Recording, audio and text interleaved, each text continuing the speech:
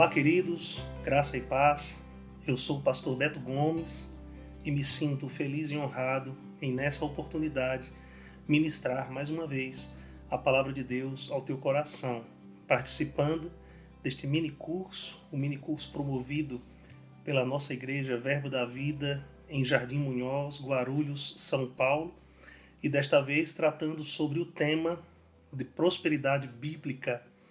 Esse é um tema muito vasto, você pode encontrar inclusive na nossa página no YouTube, no nosso canal no YouTube, outros vídeos sobre esse mesmo tema para você se aprofundar um pouco mais no conhecimento desse assunto. Hoje eu quero falar a respeito da nossa autoridade sobre finanças.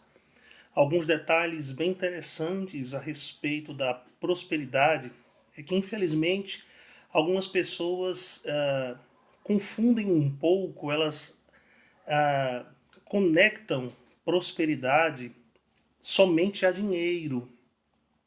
E, na verdade, apesar de dinheiro estar envolvido na prosperidade bíblica ou numa vida de prosperidade, prosperidade não é somente o ter dinheiro, porque prosperidade tem muito mais a ver com quem somos do que com aquilo que possuímos. Prosperidade é um aspecto espiritual, flui de todo aquele que tem a vida de Deus e todo aquele que se determina a seguir os princípios de Deus. A prosperidade, ela não é medida por aquilo que se possui, mas ela é medida por aquilo que se é. Nós somos, por isso nós possuímos, não é? Quero te dizer que Deus não tem problemas com riquezas, Deus não tem problemas em que os seus filhos sejam ricos, mas Deus, ele não quer, ele não deseja que os seus filhos sejam dominados pelas riquezas, não é? A Bíblia nos diz que o amor ao dinheiro é a raiz de todos os males. A Bíblia não diz que é o dinheiro a raiz de todos os males, mas o amor ao dinheiro que é a raiz de todos os males. Então Deus não tem problema em que os seus filhos tenham dinheiro, mas ele tem problema em que o dinheiro os tenha. Então Deus não quer que os seus filhos sejam avarentos ou cobiçosos. Partindo desse princípio, não é, dessa introdução, eu quero falar um pouco sobre autoridade. A autoridade, na verdade, é uma palavra grega chamada exousia, que significa poder delegado ou poder conferido. Deus deu ao homem autoridade. Deus deu ao homem isso desde a sua criação. Domínio, isso quer dizer que o homem ele pode administrar todos os recursos, ele pode administrar todas as riquezas, ele pode administrar a sua vida como um todo. Essa habilidade Deus deu ao homem. Perceba que Deus não vai fazer isso pelo homem, porque ele deu autoridade para que o homem governe a sua própria vida. Se o homem ele tem problemas em administrar o seu dinheiro, as suas finanças, esse problema não tem origem em Deus. E eu ouso dizer, esse problema também não tem origem no diabo. É claro que o diabo não quer que enriqueçamos, mas isso pode ser pela falta de conhecimento ou mesmo de sabedoria em administrarmos bem as nossas finanças, os nossos bens materiais. Então Deus deu habilidade ao homem para isso, e cabe ao homem a ser o mordomo daquilo que chega às suas mãos, da parte de Deus, inclusive de riquezas, inclusive de finanças. Saiba que Deus criou o homem com o propósito de que ele usufruísse da bênção dele. Inclusive, Em Cristo Jesus, todo aquele que recebe a Cristo Jesus é abençoado. E essa palavra abençoado também tem a ver com alguém capacitado por Deus para prosperar. Ok? Então, cabe a nós governarmos a nossa própria vida, o que inclui o dinheiro. Essa é a vontade de Deus e em se tratando de Cristo Jesus, foi o que Cristo Jesus viabilizou para todos nós. Em 2 Coríntios, no capítulo 8, no verso 9, a Bíblia nos diz: pois conheceis a graça de nosso Senhor Jesus Cristo, que, sendo rico, se fez pobre por amor de vós, para que pela sua pobreza vos tornasseis ricos. Louvado seja Deus. Então Jesus Cristo se identificou com a nossa condição espiritual de afastados de Deus, para que no momento em que Deus o ressuscitasse dentre os mortos, cada um de nós ressuscitássemos juntamente com ele e nos identificássemos com o seu estado atual. Não é? Então, em Cristo Jesus, somos abençoados e podemos provar dessa bênção independente de localidade ou mesmo de alguma situação que possa estar ocorrendo. Temos o potencial ou a capacidade para prosperarmos. Agora, se não estamos vivendo nessa prosperidade, precisamos avaliar a nossa vida. Precisamos nos moldar à palavra de Deus, vivendo o que a palavra de Deus nos diz na íntegra, para que vivamos à altura dessa bênção e possamos prosperar, conforme a palavra de Deus nos ensina. E para isso se faz necessário realmente um posicionamento da nossa parte em cima daquilo que a palavra de Deus diz. Isso vai envolver, inclusive, meu querido, colocarmos o diabo no seu lugar devido, porque o diabo prospera na ignorância do povo de Deus. Mas, em compensação, o povo de Deus prospera sobre o diabo com o conhecimento. Não é? Existem dois textos aqui que eu quero ler para você. 1 Pedro 5, 8 e 9, Colossenses 2, 14 a 15. A Bíblia diz assim no primeiro texto: sede sóbrios e vigilantes, o diabo, vosso adversário, anda em derredor como leão que ruge procurando alguém para devorar. Resisti-lhe firmes na fé, certos de que sofrimentos iguais aos vossos estão se cumprindo na vossa irmandade espalhada pelo mundo. E agora, Colossenses 2, eu vou estar lendo, 14 e 15, diz: tendo cancelado o escrito de dívida que era contra nós e que constava de ordenanças, o qual nos era prejudicial, removeu inteiramente, encravando-o na cruz, e despojando os principados e as potestades, publicamente os expôs ao desprezo, triunfando deles na cruz. Então, em outra passagem, inclusive, em Colossenses, capítulo 1, verso 13, a Bíblia nos diz que Deus nos tirou do império das trevas e nos transportou para o reino do Filho, do seu amor. Essa é a nossa condição ou realidade espiritual. Isso não quer dizer que o diabo deixe de investir em nossa vida, mas no momento em que ele investe, ou mesmo quando estivermos cumprindo os princípios da palavra, mas não estivermos vivendo tudo aquilo que a palavra nos promete, possivelmente tenhamos que colocar o diabo em seu lugar, exercendo autoridade sobre ele, paralisando os seus feitos no nome de Jesus, inclusive nas nossas finanças. Então, o apóstolo Pedro, como nós lemos aqui, disse no verso 9 de 1 Pedro 5, resisti-lhe firmes na fé. É o que nós devemos fazer, resistir ao diabo. E o que vai acontecer? Ele fugirá de nós. Temos um nome que está acima de todo nome, podemos paralisar o diabo, declarando o poder do nome de Jesus, inclusive sobre as nossas finanças. Existem algumas causas, inclusive também, pelas quais nós não estamos prosperando. Muitas vezes é porque estamos tomando atitudes erradas. E quando eu falo sobre atitudes erradas, não necessariamente seja a falta de cumprir um princípio, mas envolve também a motivação pela qual eu estou cumprindo aqueles princípios. Porque ainda que eu faça algo que é certo, mas com a motivação errada, eu permaneço errado diante de Deus. Por quê? Porque Deus, ele não vê como o homem vê. Enquanto o homem atenta para a aparência, Deus ele vê o coração. Então a motivação pela qual nós fazemos algo é muito mais importante do que fazer aquilo, não é? Então, se por um acaso a nossa motivação está errada diante das nossas ações, devemos nos retratar para com Deus.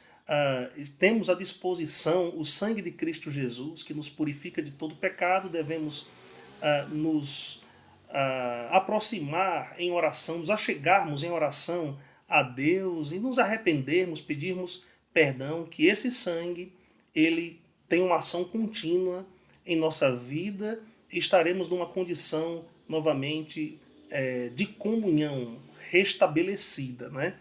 Então nada vai poder nos impedir de usufruirmos ou de experimentarmos daquilo que Deus nos prometeu. A motivação é muito importante, guarde isso no seu coração, não é?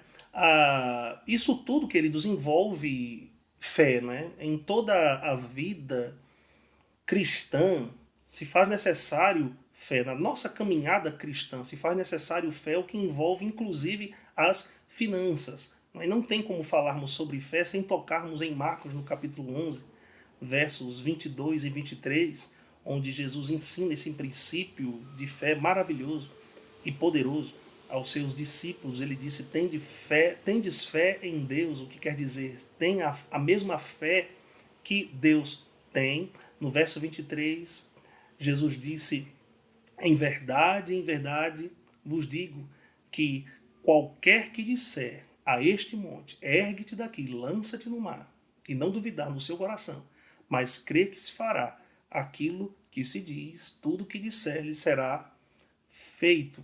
Monte pode ser uma representação de uma circunstância, uma representação, por exemplo, de uma crise financeira, e Deus nos dá autoridade para paralisar o diabo. Nós podemos declarar a palavra de Deus, podemos repreender os feitos do diabo na nossa vida, e ele vai ter que tirar as suas mãos imundas das nossas finanças no nome de Jesus. Então eu estava falando para vocês anteriormente que nós recebemos, fomos, na verdade, abençoados por Deus por estarmos em Cristo, e que ser abençoado quer dizer ter a capacidade para prosperar. Fomos qualificados para isso, fomos qualificados para prosperar. Mas não devemos colocar os nossos olhos mais nas coisas materiais do que nas coisas espirituais. Por isso que desejar as coisas espirituais é muito mais importante do que desejar as coisas naturais. Você deve se lembrar da história do rei Salomão, filho de Davi, que quando estava na juventude, prestes a assumir o trono que era do seu pai, que por sinal havia governado Israel com muita excelência e também numa atitude de dependência e obediência a Deus, Salomão, diante daquele desafio, ele ora a Deus, pedindo a Deus por sabedoria, pedindo a Deus um coração entendido, para que ele pudesse julgar o povo, discernindo o bem e o mal. E aí Deus responde a ele: porque você não pediu longevidade, porque você não pediu fama, porque você não pediu a morte dos seus inimigos, além de eu te dar o que você me pediu, que é a sabedoria, eu vou te dar fama, eu vou te dar riquezas. Perceba que o coração de Salomão estava acertado. E por causa disso, ele recebe de Deus sabedoria, e ele também recebe de Deus riquezas, ele recebe de Deus fama. Então, desejar as coisas espirituais deve estar à frente do que as coisas naturais. Até porque se eu desejo as coisas espirituais, as coisas naturais virão até mim como uma boa consequência. Né? Porque as bênçãos do Senhor correrão atrás de nós com a obediência aos princípios de Deus. Louvado seja Deus.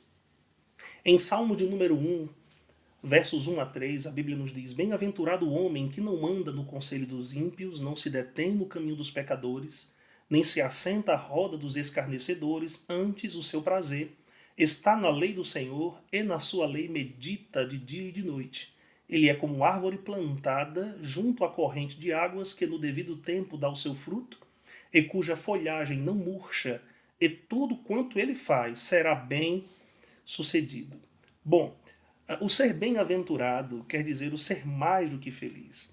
Ser bem-aventurado quer dizer Deus tendo acesso a cada área da nossa vida, inclusive a área financeira.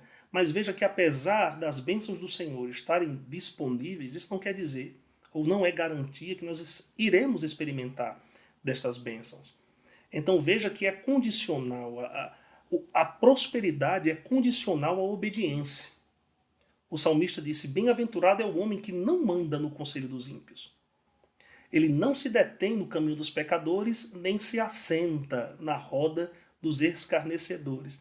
Antes tem o seu prazer na lei do Senhor, quer dizer, ele prioriza a Deus, ele prioriza a vontade de Deus, e como resultado, ele prosperará. O priorizar a vontade de Deus, o priorizar a palavra de Deus, demonstrará da nossa parte humildade. Infelizmente, algumas pessoas pensam que a humildade está atrelada ao ser pobre, ao ser miserável, às condições que a pessoa tem materialmente falando. Mas o ser humilde quer dizer ter um coração ensinável, disposto a obedecer a Deus. A Bíblia nos diz em 1 Pedro, no capítulo 5, versos 6 e 7, humilhai-vos, portanto, sob a poderosa mão de Deus, para que ele em tempo oportuno vos exalte, lançando sobre ele toda a vossa ansiedade, porque ele tem cuidado de vós. Independente de qual seja o problema, mesmo financeiro, que estejamos enfrentando, nós não devemos nos angustiar, nos atribular, mas devemos lançar todas essas situações sob a responsabilidade de Deus, que Ele também nos trará sabedoria mesmo para resolver. Né? Não ficarmos ansiosos, não ficarmos preocupados, nos humilharmos diante de Deus. Temos o exemplo do próprio Mestre Jesus, que foi humilde. A Bíblia nos diz em Mateus 20, 28, tal como o Filho do Homem, que não veio para ser servido, mas para servir e dar sua vida em resgate por muitos. Então, independente de quem Jesus era, ele veio disposto a servir aos homens. E a Bíblia nos diz, palavras de Jesus em Mateus 11, 28 a 30, Vinde a mim todos os que estáis cansados e sobrecarregados, e eu vos aliviarei. Tomai sobre vós o meu jugo e aprendei de mim, porque sou manso e humilde de coração, e achareis descanso para a vossa alma, porque o meu jugo é suave e o meu fardo é leve. Quer dizer, se formos até Cristo, receberemos dele descanso. Isso vai demonstrar de nós humildade, aprenderemos com ele e nos submeteremos à palavra de Deus, não é? Então, onde o trabalho vai entrar nisso? Isso aqui é um subtópico, inclusive, desse tema que estamos tratando. Onde o trabalho vai entrar nisso tudo, não é? Algumas pessoas, elas pensam que trabalhar é uma maldição, ou trabalho é maldição. Mas, na verdade, o trabalho veio antes mesmo do pecado. Então, o trabalho não é maldição. Trabalhar não é maldição. Trabalhar é bênção.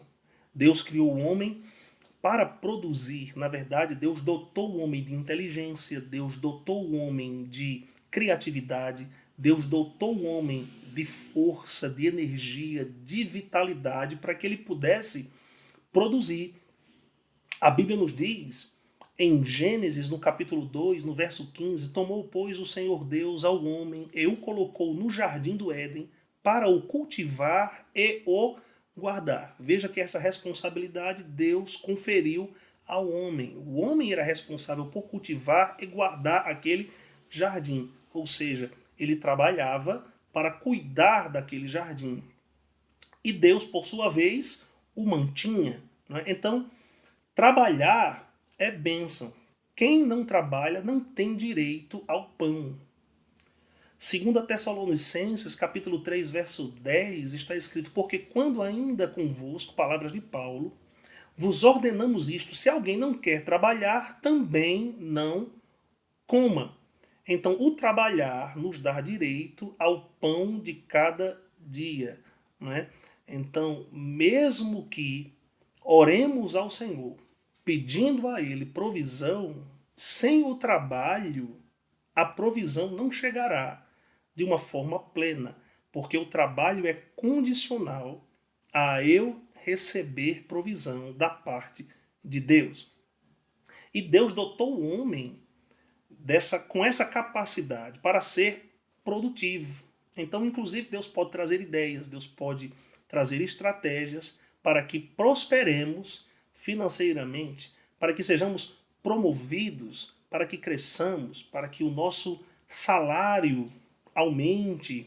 Enfim, Deus poderá abrir portas mediante o nosso esforço em cumprir esse princípio da palavra de Deus. O próprio Paulo cumpria esse princípio. A Bíblia nos diz em Atos, no capítulo 18, versos 1 a 5, depois disto, deixando Paulo Atenas, partiu para Corinto. Lá encontrou certo judeu chamado Áquila, natural do Ponto, recentemente chegado da Itália, com Priscila, sua mulher, em vista de ter Cláudio decretado que todos os judeus se retirassem de Roma. Paulo aproximou-se deles e, posto que eram do mesmo ofício, passou a morar com eles e ali trabalhava, pois a profissão deles era fazer tendas.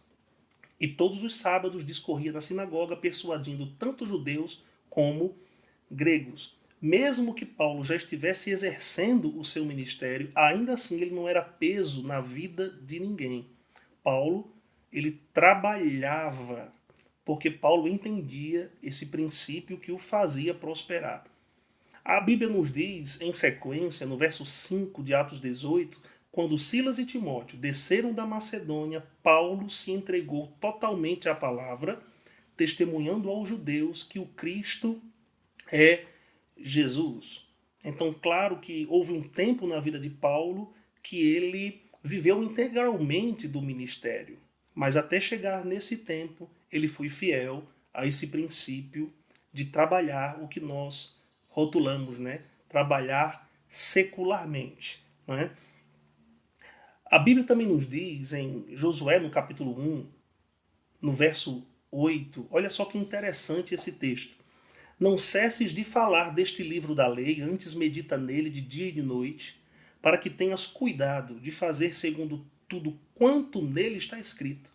Então farás prosperar o teu caminho e serás bem-sucedido. Eu quero chamar a tua atenção para 3 elementos muito importantes para a prosperidade, segundo esse texto. Não cessar de falar a palavra, não cessar de meditar na palavra, não cessar de praticar a palavra, o que envolve inclusive o trabalho. Dessa forma, prosperaremos. E olha só que interessante, no finalzinho desse versículo, Deus instrui Josué. Ele diz, então farás prosperar o teu caminho. Veja que Deus não disse, eu te farei prosperar. Mas ele disse, então farás prosperar o teu caminho e serás bem sucedido. Ao cumprir essas 3 recomendações da parte de Deus. Mesmo no Salmo 1 que nós lemos, no verso 3 diz, ele é como uma árvore plantada junto à corrente de águas que no devido tempo dá o seu fruto, cuja folhagem não murcha, tudo quanto ele faz será bem sucedido. Aleluia! Onde colocarmos as nossas mãos, ali prosperará. Onde colocarmos os nossos pés, ali será terreno nosso. Porque a bênção de Deus não está em um lugar físico, mas a bênção de Deus está concentrada em todo aquele que é filho dele. Louvado seja Deus. Por isso precisamos seguir o que a Bíblia diz, porque seguindo aquilo que a Bíblia diz, viveremos uma vida digna do Senhor. O apóstolo Paulo, inclusive, ora pelos crentes em Colossos, né? No capítulo 1, no verso 9, para que eles fossem cheios do pleno conhecimento da vontade de Deus em toda sabedoria e entendimento espiritual, para que eles pudessem andar de uma maneira digna do Senhor. E o que é andar de uma forma digna do Senhor? É deixarmos de viver a vida errada que nós vivíamos no passado, abandonarmos as velhas práticas, o que envolve a não sonegar impostos, o que envolve não roubar. O apóstolo Paulo mesmo, instruindo a igreja em Éfeso, ele disse em Efésios 4:28, aquele que furtava não furte mais, antes trabalhe, fazendo com as próprias mãos o que é bom, para que tenha com que acudir ao necessitado. Então, o apóstolo Paulo não estava se referindo somente ao trabalho ministerial, mas também ao trabalho dito secular, que, na verdade, existe uma relação, não é, entre uma vida digna e honrosa diante de Deus e dos homens com o trabalho, seja ele secular ou seja ele no ministério, que, por sinal, ministério é trabalho. É trabalho. Se existe esse desejo no seu coração de futuramente você viver integral do ministério, vai sendo fiel no teu trabalho dito secular, que conforme você for sendo fiel, as portas ministeriais serão abertas para a sua vida. No que tange a prosperidade, o trabalho ministerial e dito secular são igualmente vitais. Eu estava falando que ministério é trabalho. E se tivermos como exemplo a própria pessoa do apóstolo Paulo, o apóstolo Paulo, ele trabalhou como ninguém.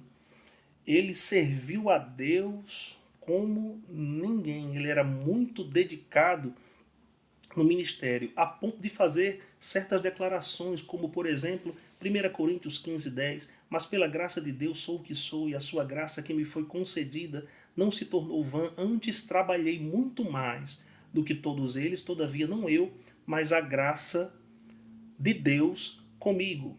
Em 2 Tessalonicenses 3:8 diz, nem jamais comemos pão à custa de outrem, pelo contrário, em labor e fadiga, de noite e de dia, trabalhamos, a fim de não sermos pesados a nenhum de vós. 1 Coríntios 9:1, não sou eu porventura livre, não sou apóstolo, não vi Jesus nosso Senhor. Acaso não sois frutos do meu trabalho no Senhor? Veja só, queridos, o apóstolo Paulo, ele se envolveu tanto na obra de Deus que a sua vida era o trabalho. O trabalho ministerial era a sua própria vida. E era justo que ele também fosse mantido, inclusive, pelas igrejas, como no caso aqui que lemos, a igreja em Corinto, o qual ele dá esse alerta. E qual o propósito? Eu quero concluir com isso. Qual o propósito de Deus para a prosperidade? E quero te falar, o propósito de Deus para a prosperidade não é que você acumule riquezas. O propósito de Deus para a prosperidade não é que os seus bens materiais ou as suas finanças te dominem, mas o propósito de Deus para a tua prosperidade é que você invista no reino antes de tudo. Não é errado investirmos em nós mesmos com aquilo que chega à nossa mão, mas devemos investir no reino de Deus acima de tudo, para que sejamos patrocinadores da obra de Deus, para que o reino de Deus, o evangelho do reino de Deus, se propague por todo o mundo.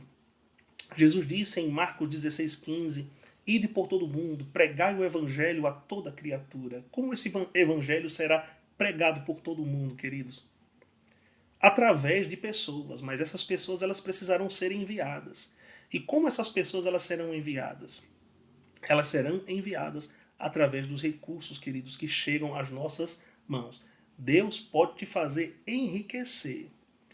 Deus pode multiplicar os recursos, os teus recursos financeiros, mas você precisa investir no reino de Deus. Em Malaquias, no capítulo 3, no verso 10, esse texto expõe um princípio muito importante. Prosperamos para abençoar, e ao abençoar, prosperamos. Diz assim, nesse texto: trazei todos os dízimos à casa do tesouro, para que haja mantimento na minha casa. E provai-me nisto, diz o Senhor dos Exércitos, se eu não vos abrir as janelas do céu e não derramar sobre vós bênçãos sem medida.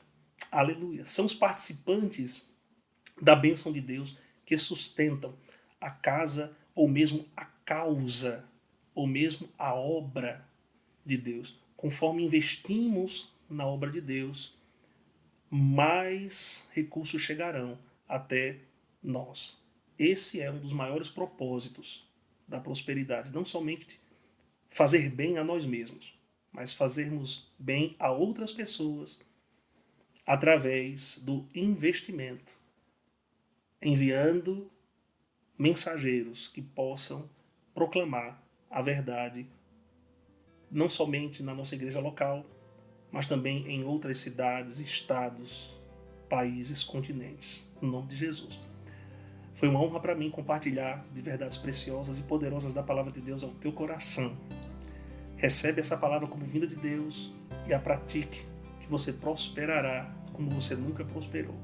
No nome de Jesus.